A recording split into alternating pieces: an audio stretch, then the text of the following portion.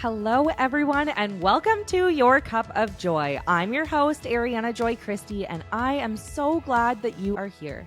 This is a space to inspire, to learn, to grow, and to challenge. Get ready to fill your cup and spread a little joy along the way. Okay, Chris Mannino, parenting coach and author of Making It Up, a revolutionary way to bond with kids through play. Welcome to Your Cup of Joy. Thank you. Thank you so much for having me. It's a joy to be here.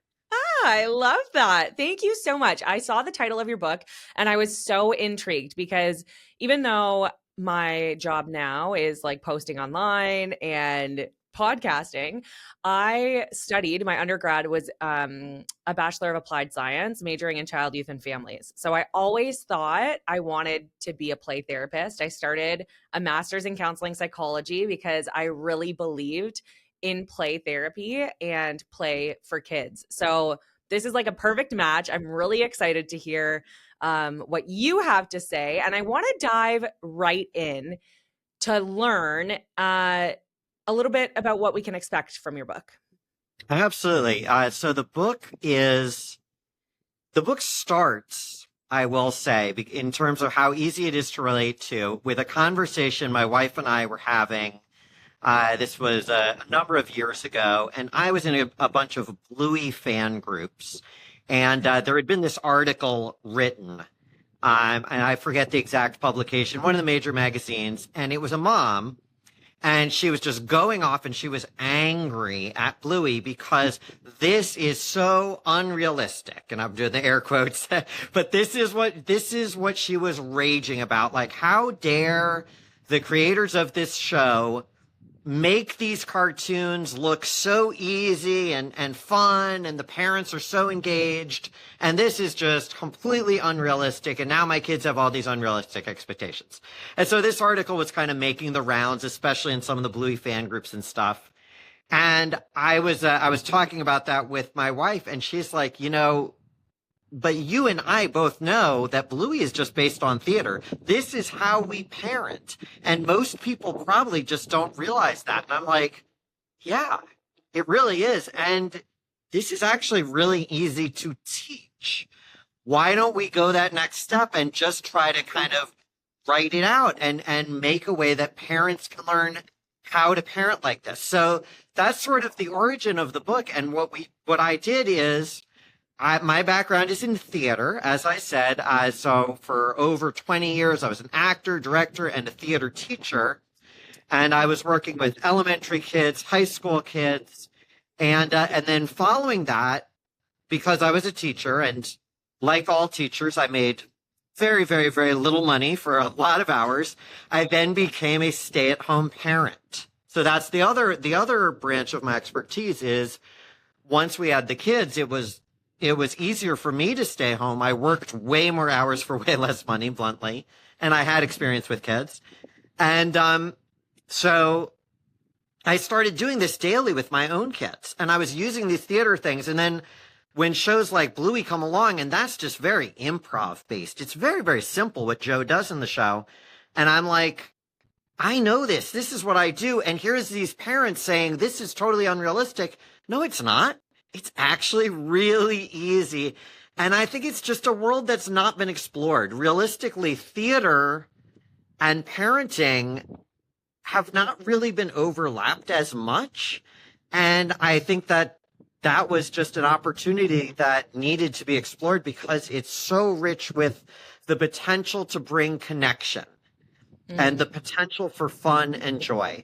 So that was a long-winded way to go about the beginning of the book, but where the book goes is it then teaches these skills. Some of it's based on improv, on how you can say yes to the ideas of your kid. Some of it is based on building that through those improv and theater skills and listening and connecting to your kid. And the way I do it, I will say this, it is not a book to read. Oh, I know my publisher is listening to this podcast right now and saying, what did he say? You're like, Chris, stop. I know. But here's the truth. It is a book to do. It is not a book to read. It is a book to do. And if you do it and you do the method 10 minutes a day, every day, that's all I'm asking. It's really minimal. I mean, that's what, one long YouTube video every day, right? It's Like, Taylor Swift all it too well once. right? So that's all it takes, and you're gonna see this transformation. So it does. It goes back to improv. It roots in that, and then the other base, the other pillar, is actually tied to what most people call method acting, and it's about emotional regulation, and it's about using memories to sort of create this calmness in you as a parent. Because the other stress from parenting, and you mentioned wanting to do play therapy, the other stress is, I mean, let's be honest, the world is crazy, right? I could flip, I'm on my phone, I could flip right now and doom scroll for an hour and like be like, what the heck? Totally. Yeah, right? So it's dealing with that. And that, I actually gave a TEDx talk on that just last year. And that's kind of the other pillar of the book, is using these other theater skills to focus on yourself as an adult and then to bring that into the playtime. That's the book in a nutshell. I love that. And it's interesting to have both angles, because sometimes I think when you're reading like a parenting book, people are like, oh, they're just going to tell me like, do this and everything will be fine. But like, that's not how my kids react. I'm always skeptical because people do make it look so easy. And when you have, like, I'm a mom of 3, I have twin boys, and they are so different from each other. And so I find I have to talk to them differently. I have to parent them differently. I have to do different things with them because their reactions will be different, even if I act the same. And so I love that you have it from both angles, like also the parent and the child, not just do this and expect this result, because I don't think that's always realistic. 100%. I think it's absolutely critical to kind of, when I say this is a bonding thing, it's a revolutionary way to bond, is right in the book's title. It's not, and I'm hesitant to criticize other parenting books, but a lot of parenting books out there, most parenting books out there are written from one of two angles. And the two angles are either, here is a bunch of psychology on how brain science works. Take this and try to understand your kid better. And that can be fine. Or here is a behavior technique for when your kid is being bad. I'm doing those air quotes again because there's a lot of that out there in the market. Your kid is doing this and they shouldn't. I actually was at a tea with my wife just this past weekend, and this obnoxious tourist, she sounded like she was from Texas, came over. My daughter was just really hungry, and it was taking a while for them to bring out like teas, little cakes and stuff, and they were taking a while to bring out the food, and she was getting loudly hungry.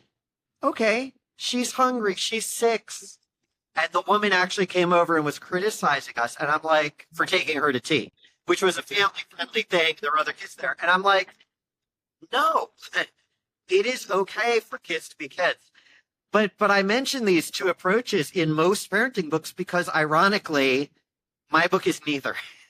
It is really neither. I don't come at it from a psychology background, and I don't come at it from a behavior background. I come at it from a connection background. I want to build up your kind of confidence and clarity and calmness as a parent. And I'll be blunt, that includes, when I say 10 minutes a day, that includes no screens. And I can't tell you the number of times I've been to the playground and I'm trying to play with the kids or talk to the kids, and most of the parents are there on their phones. Yeah. It's true. So like when I say 10 minutes a day, I mean no screens, no internet, just you and your children, or the children you work with if you're a teacher, because it goes to that too. And that direct connection. But I'm also trying to build up that relationship from the kid too. When I talk about improv, what I love about improvisation from a parenting perspective, I remember back in my theater training days, this was back when I was doing my degree in theater education, they were talking about, where do ideas come from in improv? I had a whole course on improv. And the example they gave, right, way back then, this was before I was a father, but the example they gave was kids. Just look at kids. They are naturally built to have all these ideas, to have all this constant stream of consciousness stuff going on, and they're throwing it at you. So, for example, I think I used a similar example in the book. You know, your kid, and you could picture your own kids, run up to you and they've got the arms out. They're like, I'm flying. When that happens as a parent, we really have two choices. We're like, okay, I see you. You're flying. I gotta go cook. And all of that is fine, but it's also a form of saying no. And then the other choice we have, and this is what the book builds on, is, oh man, I'm flying too. And we're jumping in. We're saying yes. We're acknowledging their idea, and then we're building on it. And if you can start doing that, and you can start doing that with your kids, I swear, the connection and the bonding, it's so fast and it's so strong and it's magical. It really is. And I think they remember it too. Like my kids just want time with us as parents. Like they just really want to feel connected and they want your time. And that's where they feel that connection. And so if you can give them that time and doing something that their imagination is feeding or that they're really enjoying and loving, they do remember it. Like my kids at bedtime will say to me like, Mom, remember when we played with this in the basement, or remember when we did this? And they're remembering their fondest memories before bed, just like we as adults do. But it's very cool to see it through a kid's lens. 100% agree with that. When you said the remembering, that one of the things I mentioned, I do a number of anecdotes from my time as a stay-at-home parent in the book. And I specifically mention a song that I wrote with my son. We were having this wonderful play session, and it was a day to remember because it was the first full day of lockdowns. Yeah, and the world had literally stopped. And just like everybody, nobody knew what was next. Mm-hmm. And we were all freaking out, and school was closed who knows how long, and he's home. And we went to space, as you do, and we were exploring planet to planet, and me pulling in my teacher vibes, like, I'm going to teach too.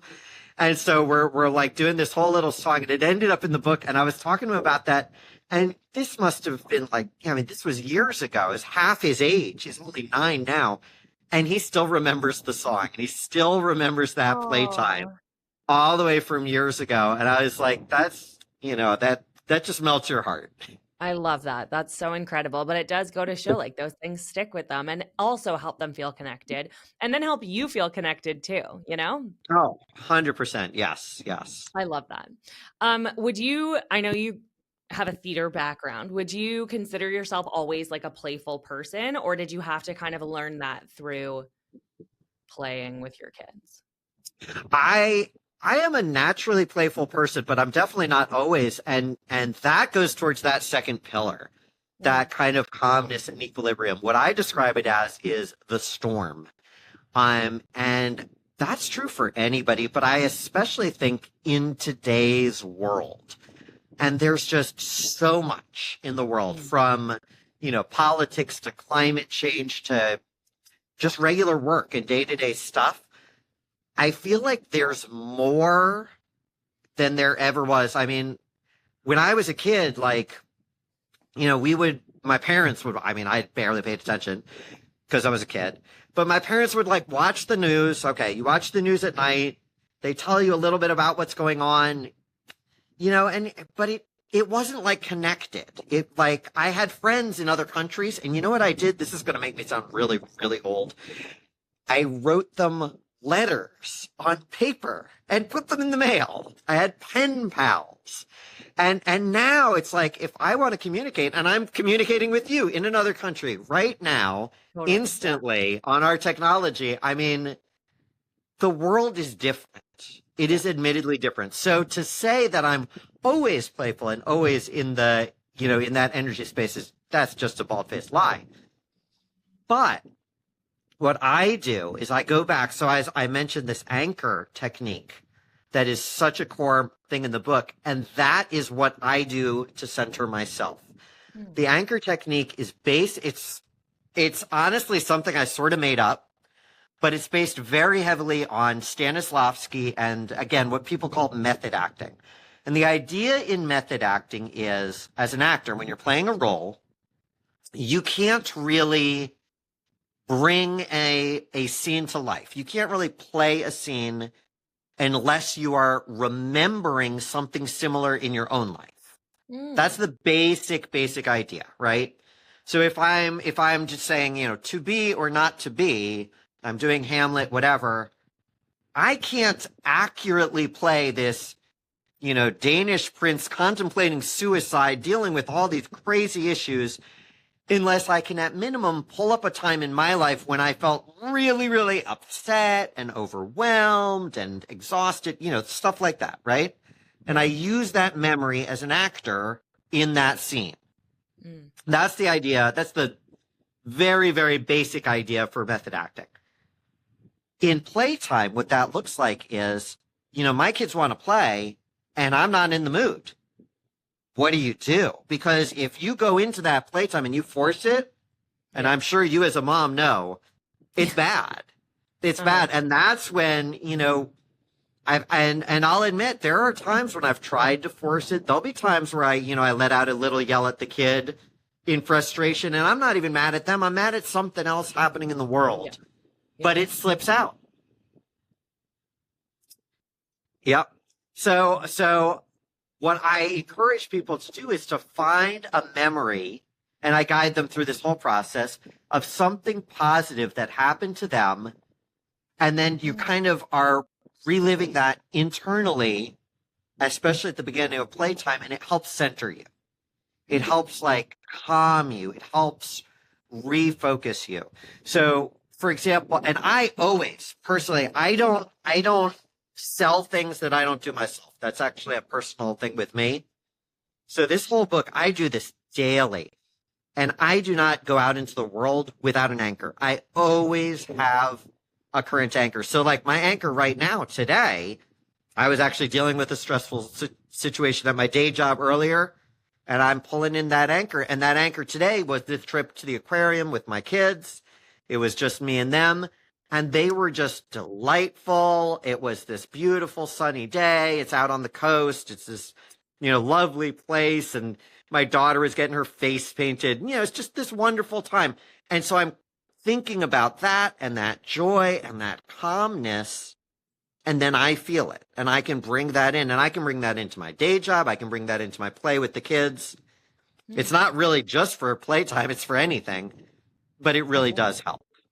That's incredible. I love that so much. And I think I talk to a lot of parents who are feeling burnt out or very busy or like they have so much on the go and they're feeling this constant push and pull of I want to spend time with my kids, but also I have all these things in my head that I need to get done and there's not enough time. And I think that's really relatable for a lot of parents. So somebody who is maybe experiencing that, but also wanting to strengthen their emotional connection with their kids, what do you suggest that they can do? How can they incorporate play when they're already feeling this buzz? Like, I like your anchoring technique. I think that's really beautiful and very practical, and people can take that home. But are there other things that you've learned that are just like, do this and it will work?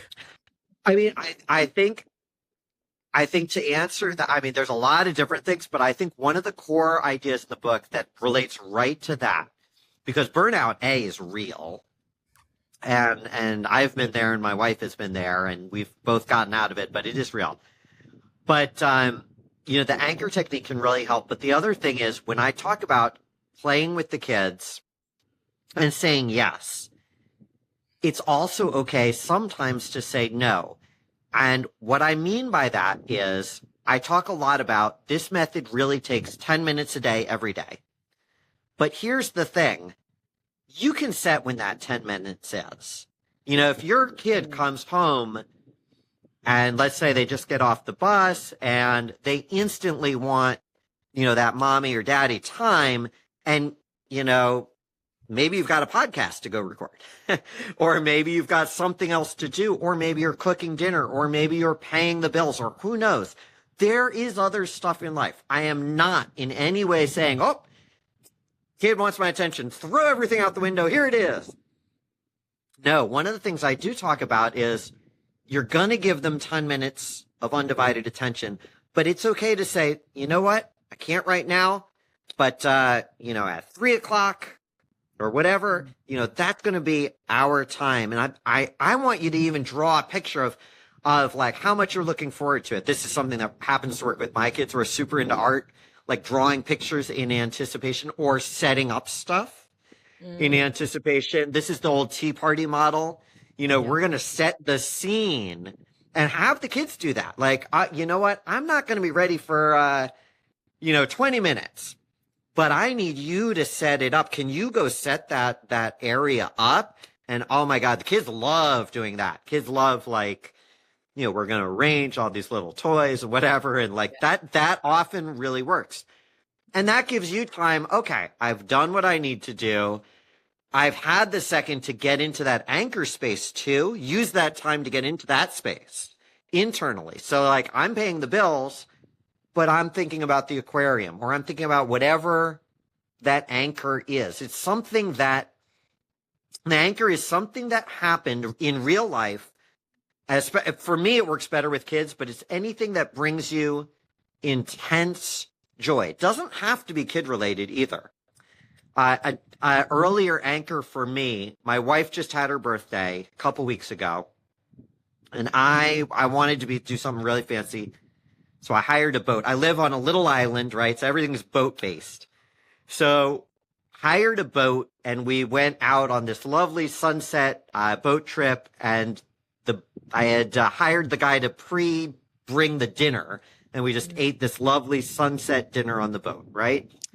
It was absolutely wonderful, very romantic, I'll admit. But man, what a strong and easy anchor to dive into. I mean, literally the boat was anchored while we're eating, if you'll pardon the pun. But it's such an easy moment because it's like, I need to think of something fast that makes me happy and calm and grateful for life. Oh man, here I am on a boat, eating with my wife. What a lovely memory. What a beautiful, life that I have. I feel good. Now I'm going to bring that energy into playing with the kids. I'm not worried about the bills. I'm not worried about the news. I'm in a different mental space, and they need that. They need that calmness and that kind of regulation, because otherwise they don't feel the regulation. Yeah, for sure.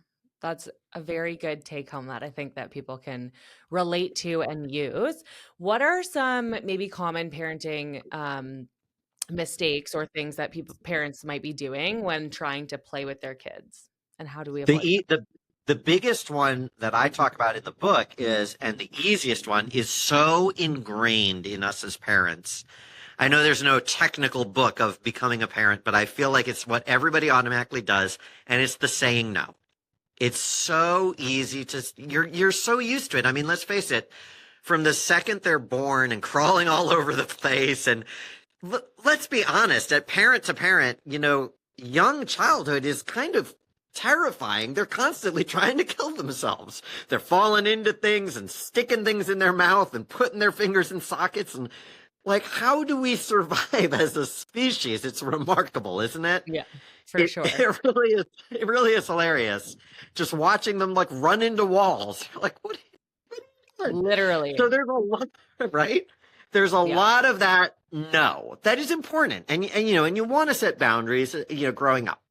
The problem is once the kids get a little older and they're in that imaginative phase and they're, say, 3 to 6, even older to 8 and 9, they're still coming at you with all these wonderful ideas. And in improv, we call them bricks. And that's how I refer to them throughout the book.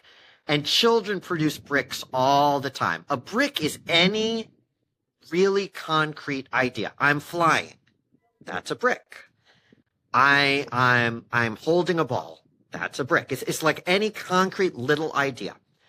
And the natural impulse for most parents when presented with something like that in some form of play is to say no. And getting out of that is just the biggest help you can do on this journey. But there are other little things too. as I said, this is not a behavior book, but once you start kind of bonding and start trying to try this, you're actually going to see the behavior shift too. Other little mistakes I work with people when I do the coaching and when I do this method with them, it's really common to go back to that idea of bricks. In improv, the idea is you build together, brick by brick by brick. So kid puts a brick, you put a brick. Kid puts a brick, you put a brick. You build something together. It's really common when you're starting out to either try to build all of it or to do none of it. And the way that those happens, and again, the best intentions, the way those happens are either you take ownership of it and try to do the play yourself. And what that would look like is kid comes up to you, I'm flying. Yes, you are. You're flying right to my airport. And now you've landed and here's your meal because I'm now the chef. And can you sit over there? And you hear where it's going. Like, I'm just going to tell the kid what to do. That's not playing with the kid. That's playing in front of the kid. Yeah. But the inverse is just as common.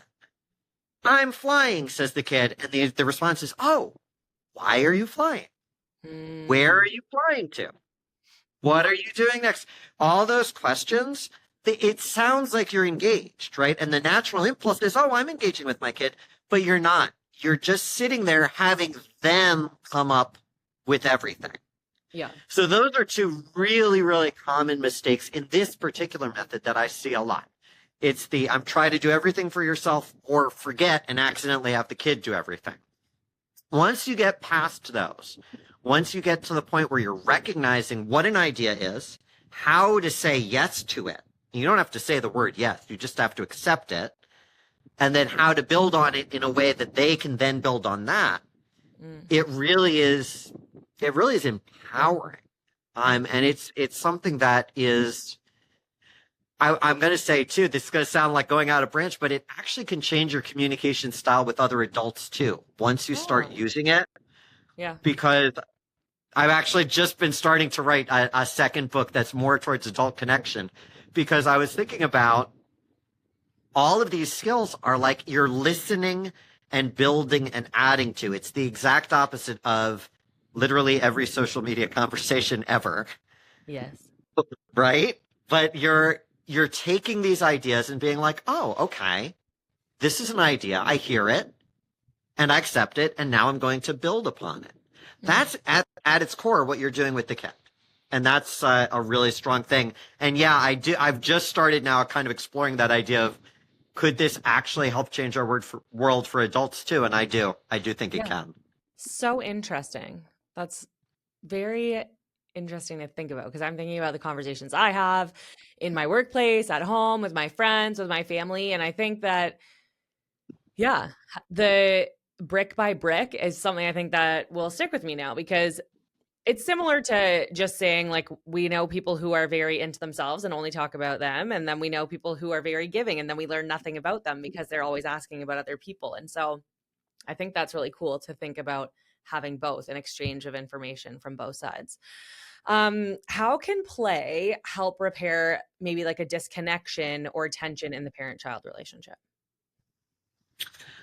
I think the stronger your bond with your kid, and as you talked about building those memories, I think that any type of disconnection, I hate to use the word almost dysfunction, they're all temporary.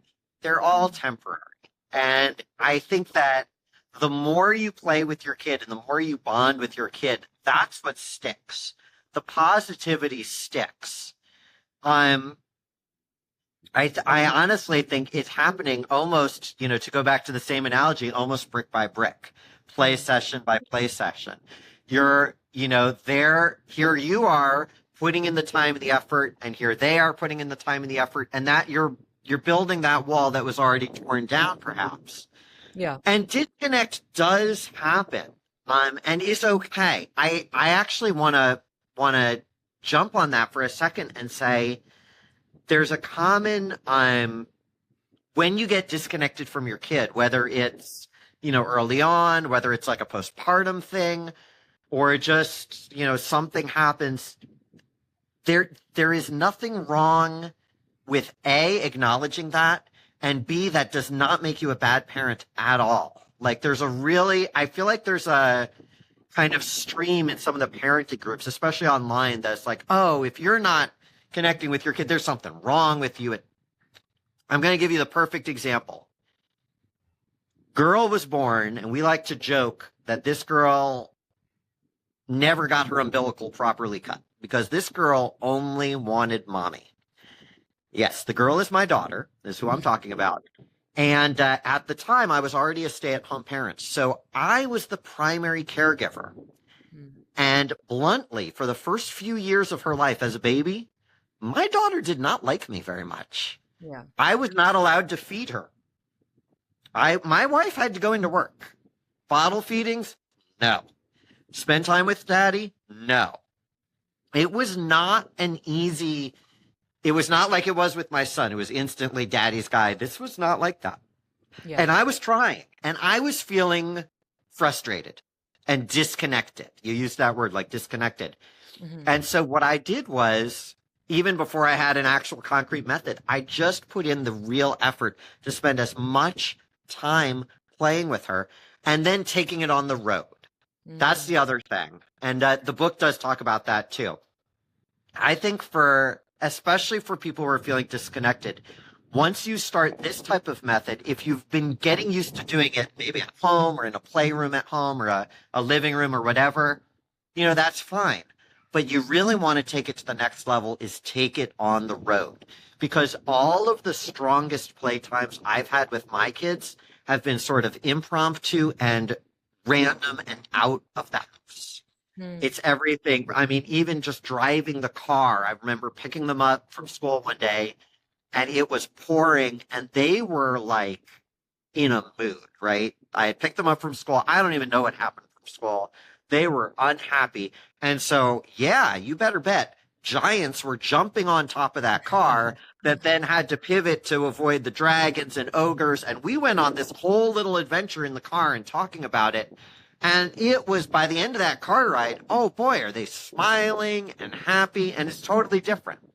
And I think being able to take those, it takes a little bit of courage, it takes a little bit of guts, but being able to take those risks outside of the home, being not afraid of other people seeing you play bluntly, can really help strengthen your relationship with your kids. And yeah, any type of disconnect, I think it will just vanish. I really like that too.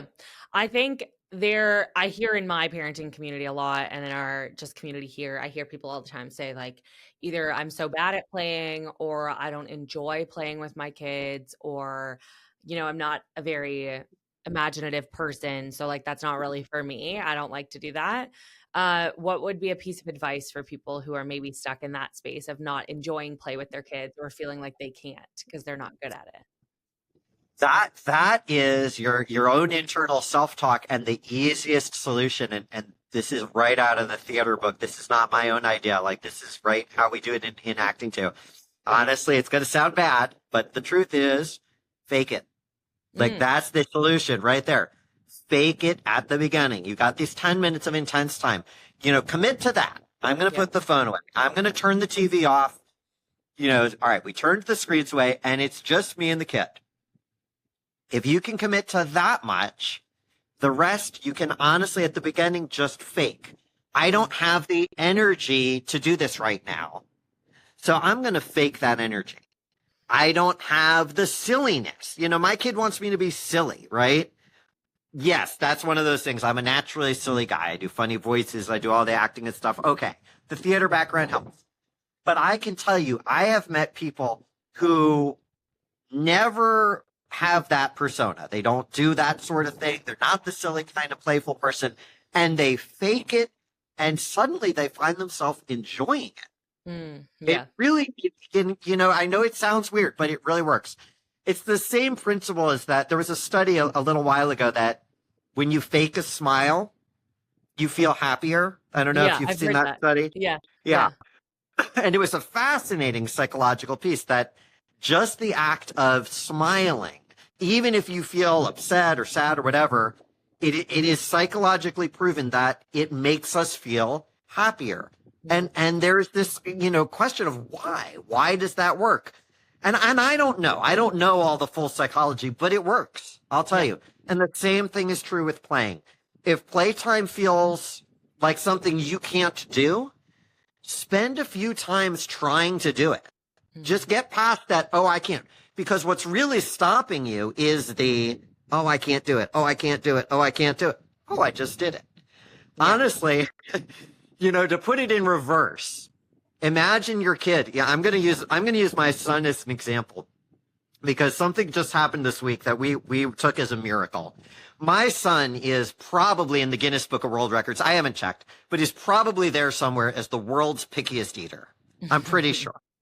And he's 9, as I mentioned, for the past, almost 9 full years, he has been always absolutely unwilling to try the world's simplest food, the classic PB&J. Yeah. He never wanted to try it. He would never do it, right? So just yesterday, I don't even remember what happened, but he tried it. And guess what? It's now suddenly his favorite food ever. Yeah. But it's the same thing. I'm not going to try that. I'm not going to try. Oh, I like it. When you hear the kid do it, it sounds ridiculous. Yeah. Why then isn't it ridiculous when the adults do it? That's the real question. Yeah. I think that's a good analogy too. And I also believe, like, as a mom and from my experience, there are things that I don't like. I have my own hobbies. I have things that I like. I have things that I've grown up doing that I enjoy. But my kids are different. And so sometimes they like to do things that I've never tried before or that I have written off because I think that I don't like them. But there's something about seeing your kid enjoy something and be joyful that makes you like it. Like, I don't like to do Lego. That was never something I enjoyed. And I always was like, meh, I'll leave that to like my son and his dad. Like, I don't need to do that. And then I started realizing, like, no, that's my time to chat with him. That's my time to connect with him. Now I love to build Lego, not for me, but because it brings me connected to him. And so I think there is something to be said that, like, if you do it a few times and you really see that you are having that bond with your kid and you are seeing the joy that it brings them, then of course you're going to enjoy it, even if it's not something you would do by yourself, 100%. I mean, you mentioned the Legos, and for me, the parallel example would be like I will admit I never would have enjoyed or thought about painting my nails.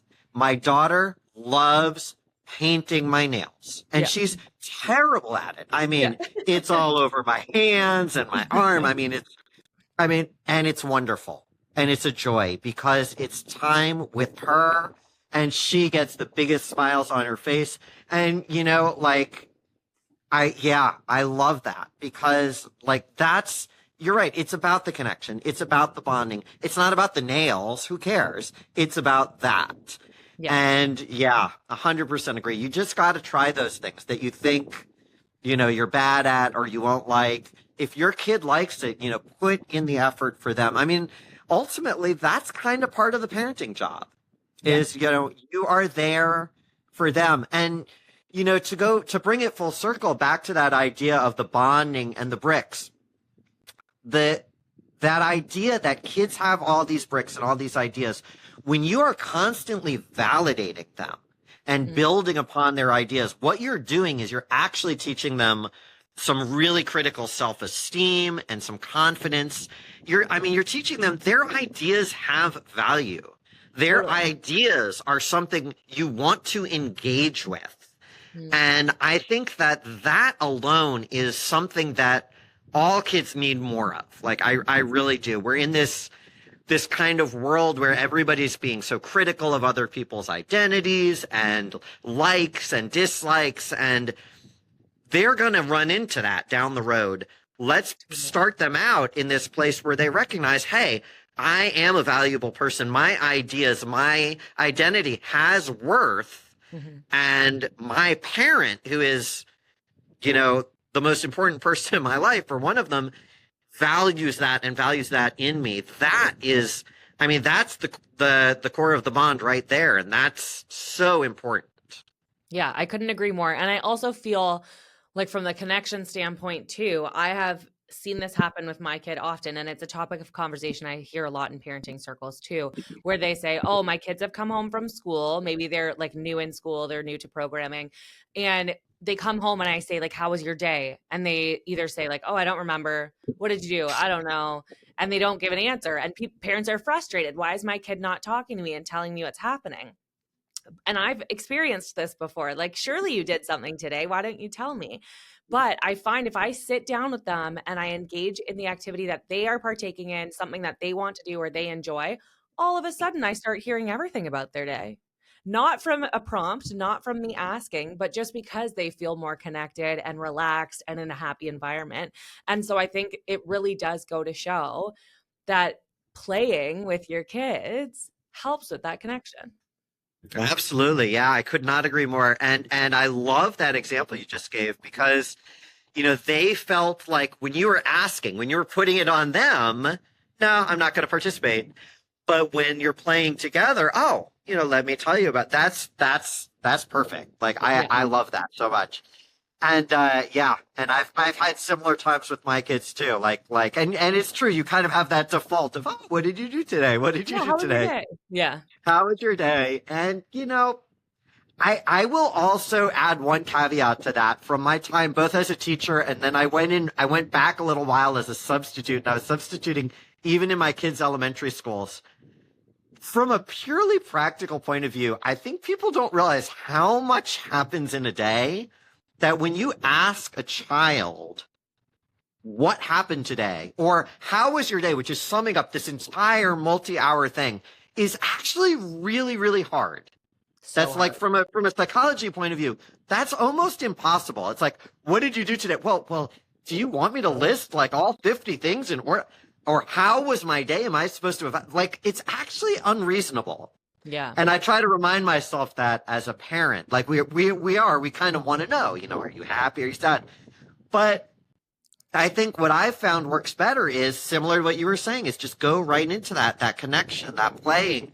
Kids come home and, oh, hey, let's start bonding together. Let's do this together. And then, when they feel comfortable, oh, guess what I did today?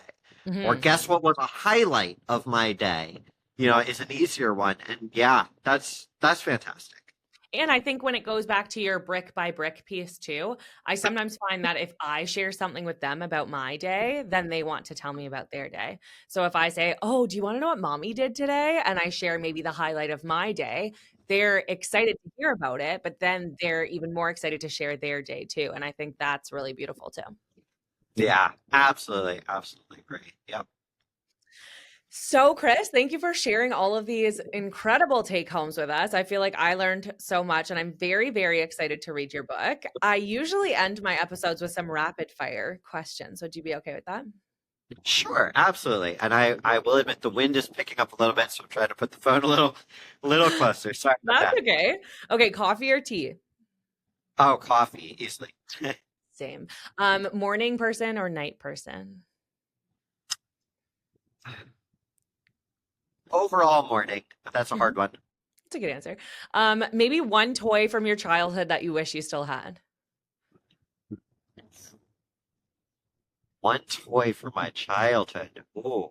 Is there something that sticks out? Like I had like a favorite stuffed animal that I lost at a park, and I'm like, oh, I'm honestly going to be the oddball here and say I don't think I need any of them. We literally we moved to Europe and we gave away 95% of what we owned. So like I'm kind of one of those people who's like, I don't know that I really need possessions. So I'm going to say, yeah. I don't think I need those. I love that. And your go-to way to unwind at the end of a long day. Ah, reading. Easily. Reading and Oh, writing. I'm a writer, but like I am a bibliophile. So reading and writing. oh, I love that. Well, thank you again so, so much. Chris, where can people find you? Where can they connect with you? And when can they and should they purchase your book? So the book is out everywhere in January, but it's available for pre-order everywhere right now, Ooh, actually. amazing. It's on all the book sites, the Amazon, Barnes and Noble, Target. Um, it But the easiest way to find me is my name, Christopher Mannino, Mannino.com. And then I am on TikTok and Facebook and Instagram. I've actually been doing a new series of dad hacks. That's my new thing. There's 60-second tips. I'm trying to do at least 3 or 4 a week. And the parenting course releases very soon. Cool. Amazing. Well, thank you so, so much. I appreciate your time and all your insight. All right. Thank you so much for having me. Thank you so much for tuning into this episode of Your Cup of Joy. I hope you enjoyed today's conversation as much as I did. And if this episode resonated with you, or if you've been loving this show, I'd really appreciate it if you could take a moment to rate, review, and subscribe wherever you are listening. Your support helps the podcast grow, it helps it reach more people, and it means the absolute world to me. So keep filling your cup with joy, and I will see you next week.